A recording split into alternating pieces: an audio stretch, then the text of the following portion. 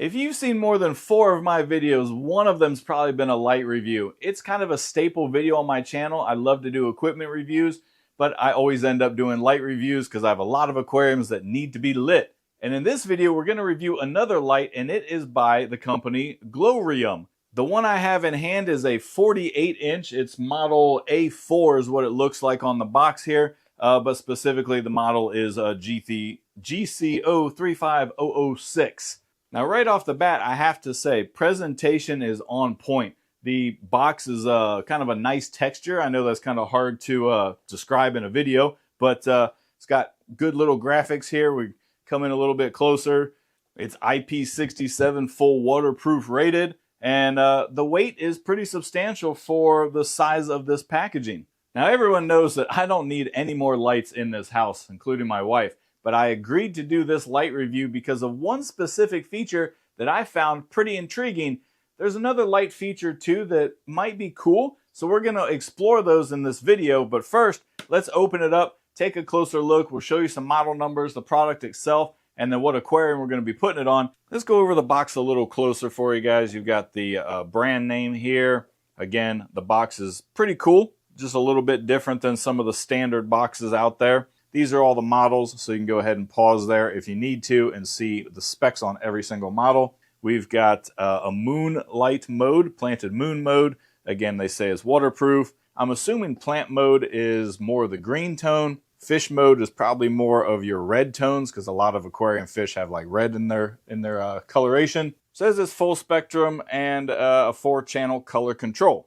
Alright, welcome to the floor where all of my light unboxings take place, especially these larger lights here. It's just the best view that I can get you guys. I'm doing this backwards so that you guys get the best clear view you can, so hopefully I don't make any reverse mistakes here. Opening the box, we have initially the user manual, which I'm probably going to need to read the user manual, sneak peek of why I wanted to review this light. Again, it says the A4 is the model for this light. The longer model number, the MC whatever it was, is probably their UPC. Initially pulling the light out of the box, again, pretty substantial weight. I do notice that it is much slimmer width-wise than a lot of the lights I use. The thickness, though, is on par with pretty much any other light as far as the thickness goes. Build quality seems good. I cannot twist it or rotate it or bend it, so pretty substantial build. Let's get the plastic off. We can take a better look at it. Easiest way I think to do that is pull a leg out, slide the plastic off. The legs also seem to be a thick metal, and they slide in with enough resistance to keep the light in position whenever you set it. Looks like we have a fairly substantial cord length here. This is just the part that's attached to the light. Of course, we also have our power brick. Let's see how long the cord is on that. Little disappointing there, a short cord on the plug side. So our total cord length is probably going to be around 6 foot if I had to guess. Let me do the old arm stretch. Yeah, if I stretch it out, my arms are 4 foot, so maybe 5.5 to 6 foot max. I guess aquariums really aren't 6 foot off the ground, so we shouldn't have any issue there. Looking at the light, if we can get the camera to focus, we have a multi-LED setup, so they are not the smart LEDs that change colors. We have individual colored LEDs throughout, and a really interesting one here in the middle, if you can see. It's got like a little bubble on it, so I'm going to go over what that light is later on in the video. As YouTubers say, stay tuned for full details. But to make sure that you stay tuned for full details, let me go ahead and show you why I agreed to do this light review. This really intrigued my curiosity, and we have ourselves a full-blown wireless remote control, and it even has a full LCD display on it. So pretty cool. I have a unique situation where I think I can test this light, and let's go ahead and do just that. Let's test the light and go over some features. Quick edit here, it does have a 2-year warranty on this product for the manufacturer's standard warranty. You're now joining me in my master bedroom where you see a 75-gallon guppy paradise that I have built, and it's kind of at the foot of my bed so we can lay in bed and kind of watch it. There's the bed there so you can get kind of a perspective. In here is mostly going to be epiphyte plants like Anubias, and we do have a couple of stem plants there like these crypts. Pretty much just an Anubias paradise minus the carpeting there. So Very, very cool aquarium. And as you can see currently, it is powered by two 48-inch lights. Maybe you can't see that from this angle. If I take you off of the tripod and bring you up a little bit, you can see there are two lights that are powering this. And it's providing just the right amount of light currently, and I don't have any issues with the setup as it is. But what we're going to do is test the GLOWRIUM light against these two 48-inch lights. Let's go ahead and take these lights off and get the new ones set up. All right, as I place the single GLOWRIUM light up on top here, I will let you know that this is an open top aquarium, even though you see a frame here. Well, you can barely see it. I know it's dark. But there's no glass that's going to interfere with how this light looks as it penetrates the surface of the water. All right, moment of truth. We're going to plug the light in here, see if it turns on as its standard setting. So let's go ahead and do that. And it does. Pretty cool. So people that are familiar with my channel know that the number one criteria for my light reviews is that the light has to default to the on position when it is reconnected to power after a power loss.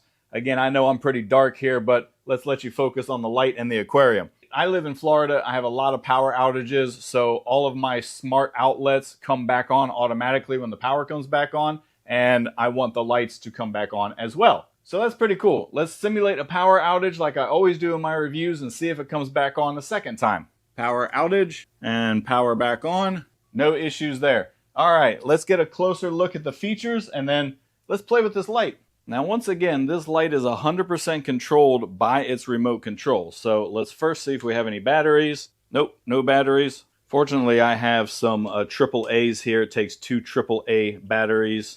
Let's get those in there. Did it do anything? Yeah. I've read the instructions here, and I'm going to try and go through the initial setup with you real quick. It's going to be really hard to film this, I know, because filming an LCD screen with a light shining on it is very hard. But it says initially you're going to want to push and hold the timer button to begin the setup process. So we push and hold the timer button, and it has the current time flashing right here. Again, hard to film, but you can see the current time flashing there. Well, it was. It doesn't give you much time to set it up. So I've got to get the initial time set, and then it'll ask me to set my sunrise and sunset times as well. This bar at the top, by the way, is the brightness level of the light. Now up here at the very, very top, which is very hard for you guys to see, is where it displays what mode we are in. So currently we are in plant mode, and it has kind of a yellowy hue to it. And that's because of how the light is configured. If I can get this focused here, it tells you what the spectrum configurations are right here in the instructions. So for plant mode here, we have 100% red, 20% green, 100% blue, and 100% white. And by the way, it tells you what the light spectrum is right down there at the bottom. So that's kind of a cool feature. You can look at the remote and see what the spectrum is. If you want to change that, push and hold the RGBW button here, and you can change the color spectrum yourself to whatever intensity you want. Okay, I figured out why some stuff was difficult and not working on the remote. Where I'm standing over here, it's not able to read the remote. So the receiver for the remote is over here. And so now, if I'm on this side and I push a button like turn it off, it works. Right now we're in plant mode, which it's telling me is just 20% green. If we go to fish mode, I can see that it changed a little bit. We have much more of like a pinky tone. If I look at the lights themselves, the pinks are on, so that's good. And then let's try moon mode. So moon mode puts the aquarium in sort of your blue nightlight style, and you can see all the blue lights are on, and then there's a cool little center LED, which isn't going to work on my aquarium because I have a center bar, but what I'll do is try and move the light over a little bit. There. Let me see what it looks like on camera. All right, I'm going to make some ISO adjustments here so that you guys can see what I'm seeing. Here it is in moonlight mode, which is pretty cool. There's a center spotlight, and that center spotlight actually reflects the shimmering from the water above. I don't know if the camera is going to pick that up, but if we look at the leaves there, and I wiggle the water a little bit. There you go. Can you see as I wiggle the water, the shimmer effect? So that's pretty cool. If you have some surface agitation, that would be pleasant to look at night if you just want to see some fish swimming around there. So pretty cool. Again, in my configuration, if I turn the light back on, I have a center bar here, so as I have it set up on this aquarium, I cannot see that particular moonbeam there. All right, let's go back to plant mode here, and for reference, I am in the position that I would be if I was laying in bed, and it is reading the remote. I just have to kind of hold it up, and that makes sense. The remote's got to be able to hit the receiver for things to work. This is set at an ISO level on the camera that exactly matches what I see in real life. So this brightness level that you guys are seeing here, this is what I see. Pretty good for a single light. It's not overpowering, so I don't think you would have an algae problem.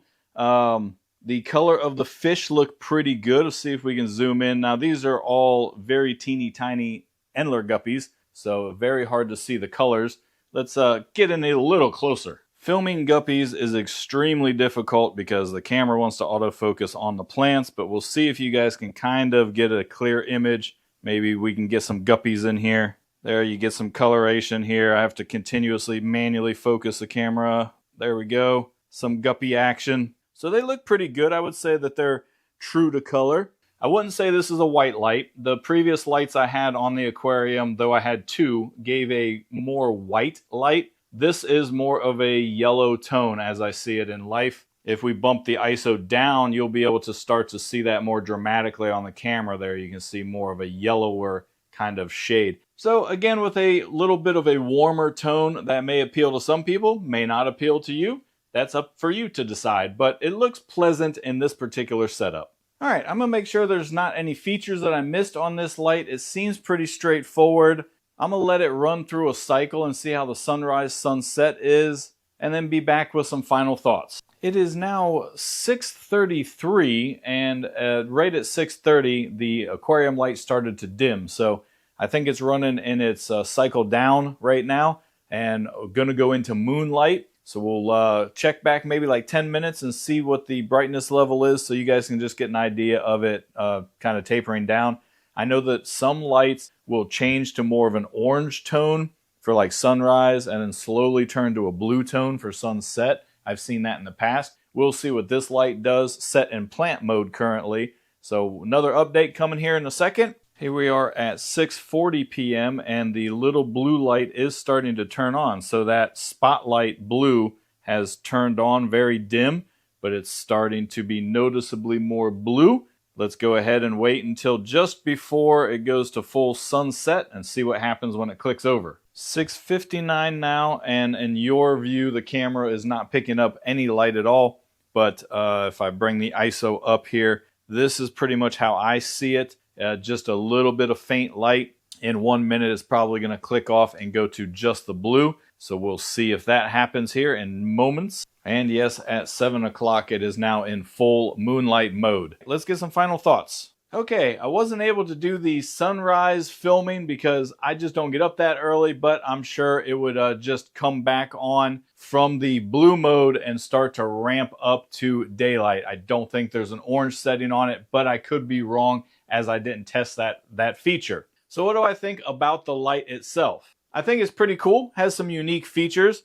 I do like that kind of moonlight spotlight that's in the middle. In my particular case, again, I couldn't really see it too well. I had to move the light over in order to use that feature. But if you had a really nice 48-inch or a 4-foot rimless aquarium, I think that would be pretty cool. I do enjoy that it is a smaller light and produces pretty good output. It's a 36-watt light running at 3600 lumens, so it should be ample light enough to grow aquarium plants. The remote feature. While I think the remote is a really unique idea and I like having the display and you can kind of sit away from the aquarium and make your adjustments and stuff like that, it is only the right-hand side or the opposite side from where the plug that goes in. This side is the only side where it will pick up the remote. So you either have to be kind of straight on it or off to the side a little bit or above it so that it can read it. Now, that's not the fault of the light. That's just how remotes work. And in my particular setup,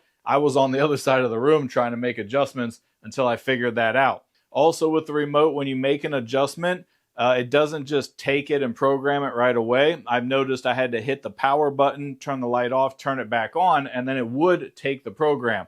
So just keep that in mind if you are looking at this light. Now, I personally don't use a sunrise to sunset model. I know a lot of people do. However, this light passed the test for the what I call plug and play version. And that is you plug it in, set it to full intensity, and then use a smart timer to click the power off.